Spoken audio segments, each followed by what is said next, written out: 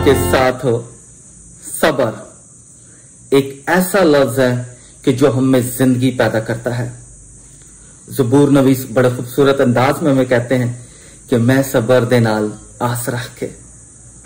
सबर यूनानी जुबान का लफ्ज जो है, अगर हम इसका इंग्लिश तर्जुमा करें तो पेशेंस।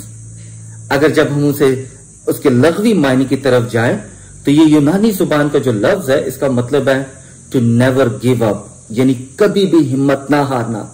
और मुकद्दस पालूस रसूल रोमियो के नाम खत उसका 5 बाब और उसकी 3री आयत में बड़े वाज़े तौर पर हमें दर्श देते हैं कि हमने किस तरह सब्र करते हुए खुदावंद के जो भी हमारी जिंदगी में अजायब काम है उन्हें कबूल करना और उन पर ध्यान और ज्ञान करना। आए मेरे साथ कलाम को खोलें और रोमियो के नाम खत उसका 5 बाब और उसकी 3री आयत पढ़ें।